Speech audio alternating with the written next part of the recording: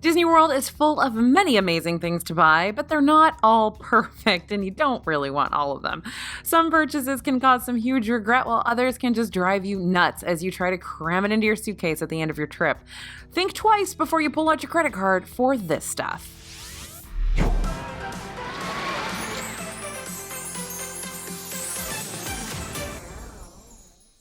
Hey everybody, it's AJ for Disney Food Blog. Impractical souvenirs that keep you from riding rock and roller coaster, expensive experiences that just lead to an all-out meltdown from your kid who just had to get that princess makeover, and budget-breaking expenses that you completely regret. These are some of the worst things you'll buy in Disney World. Not because they're necessarily bad purchases, they could just be bad for you. You're going to spend a lot of money in Disney World, but do yourself a favor and don't buy the stuff in this video without thinking it through first. Maybe it's right for you, but for a lot of us, it's not. Okay, let's tackle those bulky and awkward souvenirs first. Before you buy something in Disney World, make sure you think about how you're going to get it home. Not even just how it's going to fit in your suitcase or if you're going to ship it. Think about carrying it around the park all day long. So yeah, we're going to talk about those lightsabers. Lightsabers are not a purchase to be taken lightly. They're $219 each. That's a big investment. Savi's workshop in Galaxy's Edge isn't just a shop where you pick a lightsaber out of a case, although you can do that over at Dok-Ondar's. Nope, at Savi's, you will literally build your own lightsaber. For Star Wars fans, it's a big deal. It's a bucket list experience. If you know you want one, you've probably already decided, and it doesn't matter how much of a pain it'll be to carry around a fully constructed lightsaber all day long on your back. Now, one of our team members built a lightsaber only to find themselves then unable to go on a bunch of rides. Lightsabers can't go on some rides. No rock and roller coaster for you. Unfortunately, there's no kind of ride or switch system if you're carrying a lot of bulky merchandise and trying to ride something where it's not safe to bring that stuff. So plan ahead to have someone who doesn't mind skipping some rides, who can wait with all your stuff or with your lightsaber, they can babysit it or whatever, or plan to build that lightsaber after you've hit all your rides for the day. Savi's workshop closes about an hour before the park closes. With a 9 p.m. park close, the last reservation is going to be for 7:45 p.m. So grab that reservation or plan to swing back by your hotel to drop off that lightsaber sometime during the day so you don't miss out on some thrill rides in the park. Okay, staying in Galaxy's Edge, another bulky, downright annoying to carry Star Wars item. We've got one more for you. Those souvenirs are pricey and a burden. In Oga's Cantina, you can get some awesome souvenir ceramic mugs and glasses along with your drink. One of the most eye-catching is the Rancor flight glasses that come with the beer flight. You can't order the beer flight without also taking home this flight board to the tune of $85. In addition to being, well, not super useful once you get it home, unless you're someone who regularly drinks little tasting size portions of beer, it's heavy. And one of our great tips of the past was to have merch sent straight back to your hotel if you're staying at a Disney-owned hotel, but that service isn't running right now, so you're stuck carrying that thing all day long. One of our team members took this flight board home. It's a planter for succulents now, by the way, and it was so heavy that it kept breaking bags and was a total mess to carry. Oga's Cantina reservations are tough to come by, so you might not be able to swing grabbing one towards the end of the night or the day you know you're buying this heavy glassware, but it's worth a try so you aren't stuck lugging it around all day. And again, if you can only get an Oga's Cantina for like breakfast, because yes, you can go to this bar for breakfast, then plan to bring your Rancor tooth flight board back to your hotel and then head back to Hollywood Studios. All right, next in this category is sippers. You will find adorable sipper cups all over the parks. That Orange Bird sipper from Epcot's Flower and Garden Festival, that's one of the best and most popular. Now, you may be tempted to upgrade your drink to include a souvenir cup, imagining all those times you'll use it at home and remember your trip. But take it from our team, you may not actually use it all that often. Sipper cups are notoriously hard to clean. Not only are you going to be stuck walking around with a sticky cup the day you buy it, you're in for perpetually sticky cups. Most of our sippers have been relegated to decor, once we finally scrubbed them clean enough to put them on a shelf. Mine kind of all occupy the very, very top shelf of my pantry cabinet that nobody can reach anyway, so they're all just sitting up there dusty. What can I say? Weird things happen to you in Disney World and you think you have to have these things. Once again, that's why I have a talking porg puppet in my house for some reason. All right, next up is wine. Wine bottles, my friends. You can buy bottles of wine and other spirits throughout the countries of Epcot's World Showcase. This can be a great and totally awesome souvenir, or maybe you just want something to enjoy back in your hotel room after you get back from the parks. But again, you're going to be stuck carrying that thing around all day long. When you purchase bottles of alcohol in the park, it's going to get sealed up in a cardboard box, and you're not allowed to open it until you leave. Another one to plan to grab towards the end of the night, just pick it up before the wine stores close up, i.e. before the fireworks. All right, every parent or doting aunt and uncle has dealt with this. You've been in a Disney merchandise shop like Mouse Gear or the Emporium. You've seen the enormous, gigantic Monorail Playsets and train playsets that cost like $100. The boxes are massive, and it's very obvious you're not going to be able to carry it around with you. But even grabbing it at the end of the night probably isn't a good bet, because how are you going to get that on the plane or even into your car if you've got your whole family and all your luggage? You can buy these on shopdisney.com along with lots of other official in-park merchandise. There are also often free shipping deals on Shop Disney. So buy those giant unwieldy souvenirs there and get them sent directly to your house. It's going to be a lot cheaper than sending something home from Disney World, where you typically have to pay by weight to ship stuff. And let's talk about those droids. One last Star Wars Galaxy's Edge souvenir you might want to think twice about. Yeah, like lightsabers, you get to build your own droid. These are about half the price of lightsabers, but they're still a pain to carry around. You can buy a backpack to carry them around in for another $50. Otherwise, they come in a big Build-A-Bear style box that will drive you crazy as you try to carry it through queue lines, navigate restaurants, and your busy park. They're cute, but if they're gonna end up in a closet once you get home like mine did, his name is Fred, maybe opt for a different souvenir. Okay, the next category of not great purchases in Disney World are those instant regret items.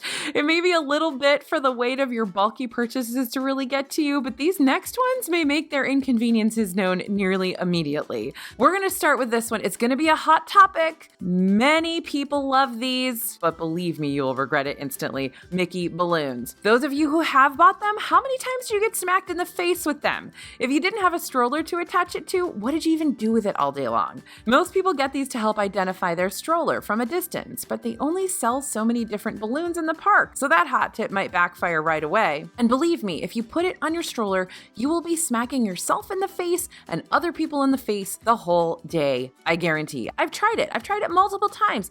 I can't pass up a Mickey balloon, especially when I'm with my kid in the park. That thing, I get so tired of it. You getting the frustration here? Okay, now if you're flying home, better get that balloon early in the week so it starts deflating by the end, so you aren't stuck sacrificing a perfectly inflated balloon while you try to pack your bags. Heads up, you can deflate it and then re-inflate it back at home if you really want to go through all of that hassle. All right, number 2 in this category of instant regret items are those bubble wands. I'm telling you now, if you got a little kid in Disney World, they're gonna want a bubble wand. No kid can resist the allure of the bubble wand. That's why Disney literally turns them on and has them on the little cart, so your kid is like, oh, look, bubbles, I want that. Now, if you don't end up with one that leaks bubble juice all over your bag, don't worry, because you'll still be delighted with bright lights, endless bubbles, and the loudest sounds you have ever heard coming out of a plastic toy. Bubbles are fun, but maybe not clouds and clouds of bubbles all day long. One of our team members' kids kept accidentally setting it off on a crowded, dark, end-of-the-night bus. Apologies if you were on that bus, though I bet this has happened countless times in Disney World. And yeah, I'm just going to tell you right now, if you're going to buy a bubble wand for your kid, get a Ziploc bag and either put everything else in your bag into Ziploc bags or put the bubble wand in a Ziploc bag, because that thing will leak all over the place, I guarantee. All right, next in our list of instant regret items, princess dresses. Dear Disney, kids want nothing to do with itchy clothes, period. You know what all princess dresses feel like inside? Like wearing a dress made from sandpaper. Shop around before your trip for a comfortable costume for your young kids. Kids under the age of 13 can wear costumes and princess dresses all the time at Disney World, so don't wait and buy the crazy expensive ones at Disney unless you don't mind it only being worn for about 5 minutes. Instead, maybe buy some of those cool like princess pajama things. Like let your kid wear that in the parks because they kind of look like a princess dress, right? And it's super comfortable. Oh, and we're not even going to talk about the plastic high heel shoes, okay? I know a lot of you have bought them. I know a lot of you have brought them for your daughter or your son to wear in the parks. They are a nightmare. Just don't do it. Okay, next category, snacks you wish you'd skipped. Yeah, here at Disney Food Blog, we're all about Disney snacks, but the good ones. These are not the good ones. Don't buy these.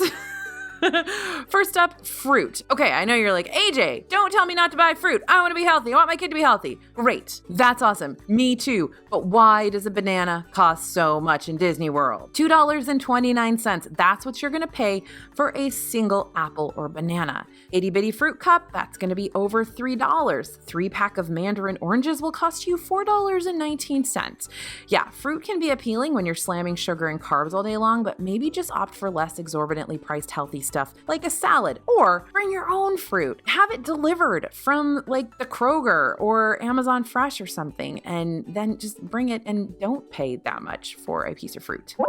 All right, number 2 in this list is bag of chips. Don't buy a plain bag of Lay's potato chips at Disney World. There are so many better things to buy that can satisfy that salt craving, like pretzels with beer cheese, jalapeno pretzels, tachos, even popcorn. If you really need that crunch, consider trying some of the unique potato chip flavors that you'll find in Epcot's China Pavilion, like chestnut or cucumber. You've never tried them? This is a great opportunity.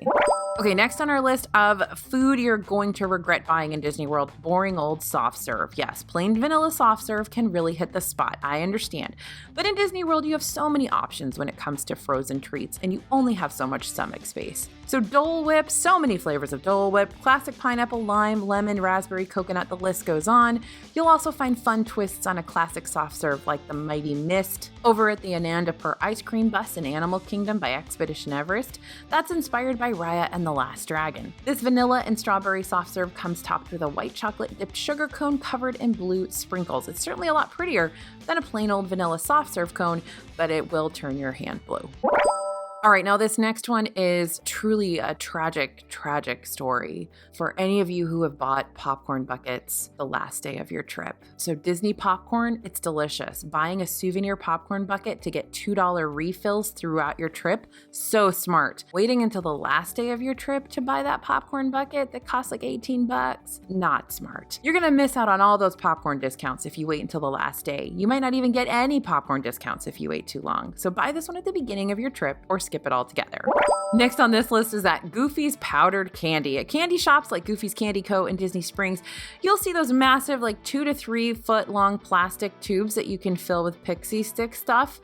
Even if your kid is the biggest pixie stick fan, they're not going to finish that thing and it's going to spill everywhere. And if you're really feeling the strong need to say, but AJ, my kid loves that thing and we buy it every trip, more power to you. I bet you don't need to go back to the room for a nap midday. And another giant sugar rush that comes with an unreasonable amount of mess, giant lollipops. Plan to have at least 3 people tackle this thing or bring a Ziploc bag, like a gallon size one, to pack it up after your kid has 5 licks and is completely a sticky mess and then decides they're done. Because they will decide they're done. I don't know that I've ever seen one of these be devoured completely. All right, next on the list is bottle of water. I say it all the time, bring a water bottle, fill it up at the refill fountains around the parks. Don't spend $3 to $6 on a single bottle of water. It's hot in Florida. You're going to need so many bottles of water throughout the day, so don't blow your snack budget on it. Promise me you won't. Okay, moving on. Number 8. Did I save the most contentious worst snack to buy until last? Yes, I did. I know, caramel apples are great. They're iconic. So many of you get them every trip, but you gotta know that right now they aren't gonna cut that thing for you. So unless you're packing a knife that probably isn't allowed in the parks anyway, you're stuck chomping away at a whole apple coated in layers and layers of sticky caramel and chocolate, or trying to cut it with a plastic knife, which is just sad. Believe me, I've done it. It's very sad. Now, sometimes cast members will cut them for you, but they haven't been doing it recently. So, wing and a prayer, you guys. Okay, next on our list of the worst things to buy in Disney World.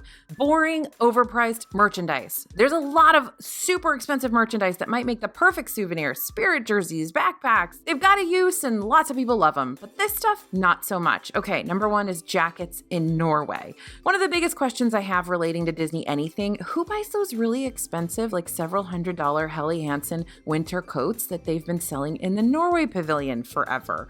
If it's you, let me know in the comments, because I've never once seen anyone walk out of that store with a new down coat in Central Florida.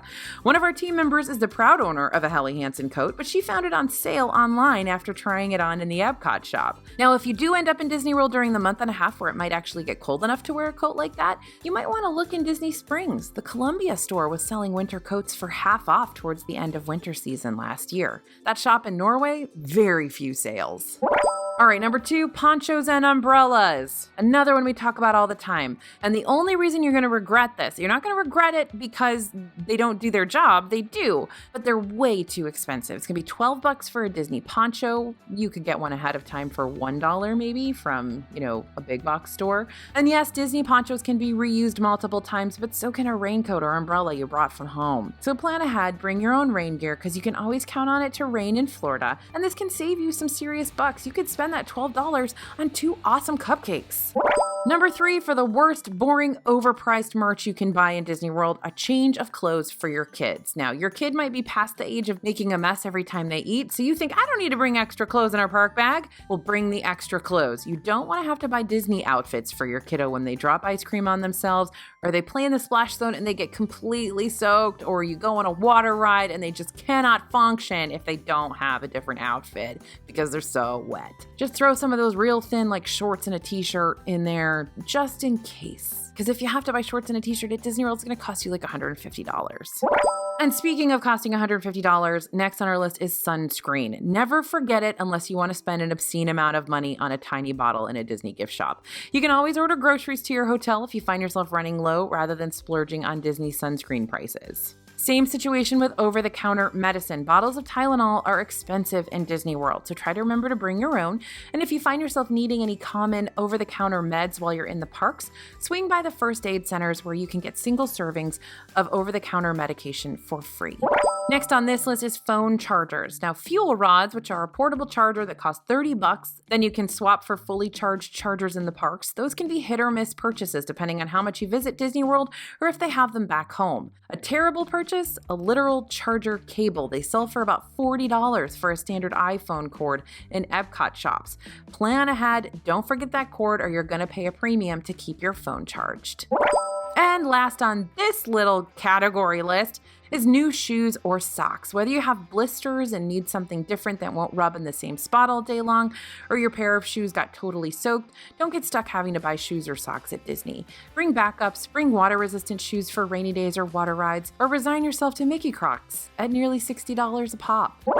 All right, next category on our list of the worst things you'll buy in Disney World: expensive experiences. Top on the list, Bibbidi Bobbidi Boutique. For $75 to $200, you too can experience the magic of your child enjoying a unique Disney World experience for all of 1 hour. Our team has taken their kids to Bibbidi Bobbidi Boutique for princess makeovers, and their kids have loved it, but that makeover isn't very long lasting. Makeup and hairstyling probably won't make it very long, and we've already talked about those princess dresses. So when it comes back, you can often get a sprinkle of pixie dust for free at certain shops around Magic Kingdom, and maybe your kid will be happy with that. But we totally understand Bibbidi Bobbidi Boutique is a rite of passage, so go ahead and do it. We'll forgive you. After all, we've all done it.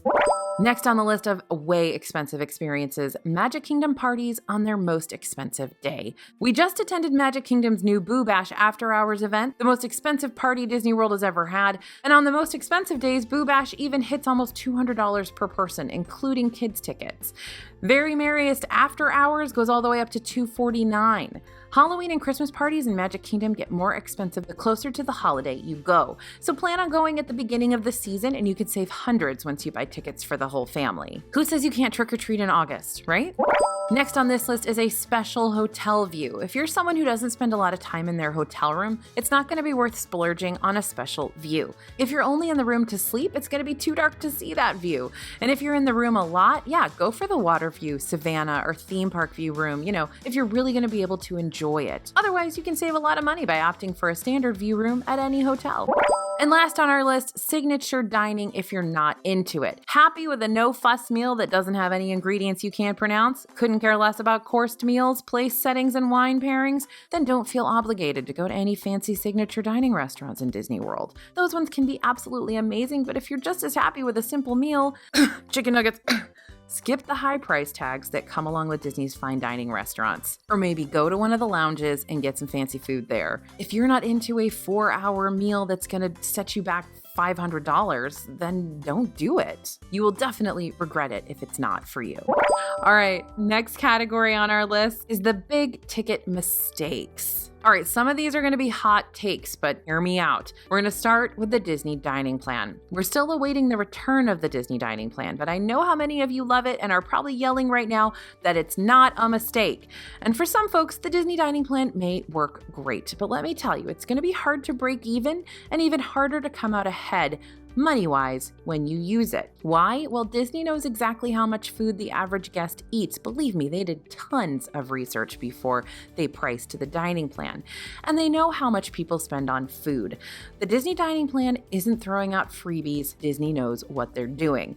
Now, if you always eat the most expensive things on the menu, never use those snack credits for bottled water and fruit, then you're doing better than most. Most people find it hard to actually use up 2 snack credits per day per person. And if you start ordering less expensive dishes, you're not getting the most bang for your buck. Most of the value of the DDP comes in the form of pre-planning. Your trip becomes almost like an all-inclusive, and you just need to worry about gratuity because that's not included. I know the DDP can be appealing, and for some it can be a great deal because they do want to eat lobster and a ribeye every single night. By the way, if that's you, if you want to eat lobster and a ribeye every single night, we should hang out. Okay, cool.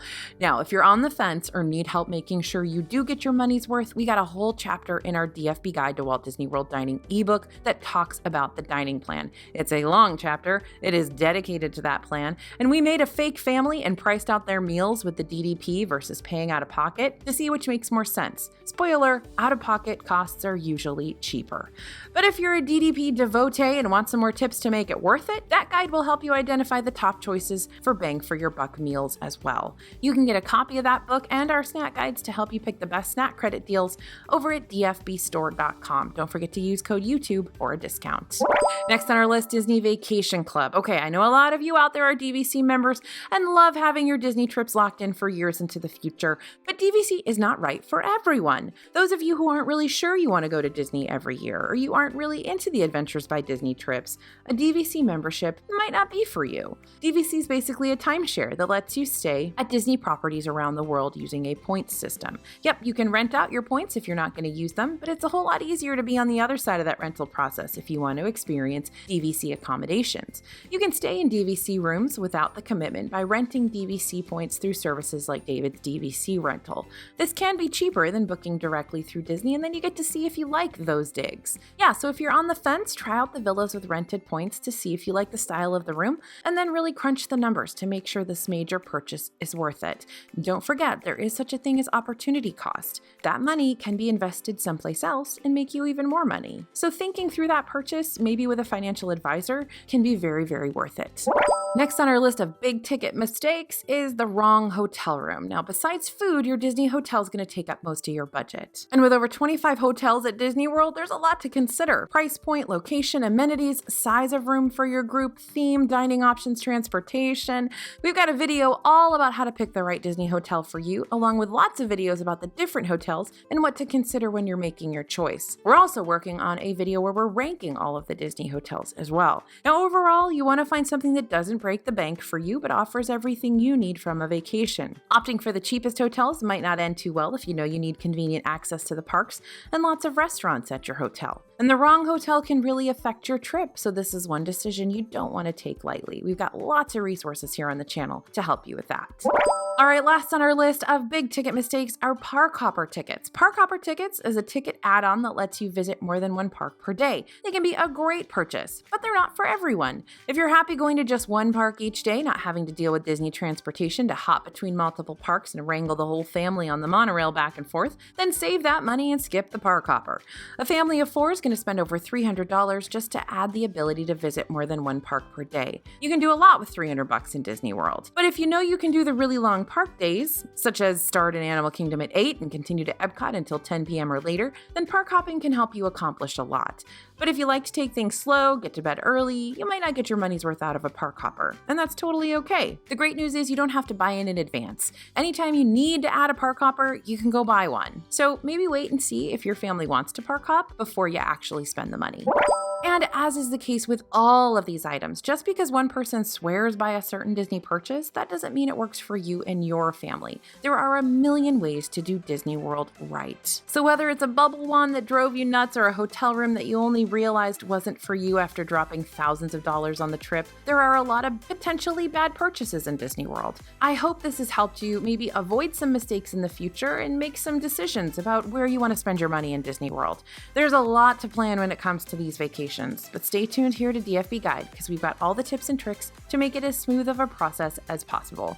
And definitely let us know what you think about this video. Drop your comments down there in the comment section. What of these things have you bought? What's been great for you? What do you want to advocate for? We'd love to hear about it. I know there's so many of you out there who absolutely adore your bubble wands and didn't get hit in the face once by your Mickey balloon. Good for you. I wish you'd teach me how. Because I love a Mickey balloon. All right, thank you guys so much for listening. Thanks for watching. As always, this is AJ for Disney Food Vlog, and we'll see you real soon.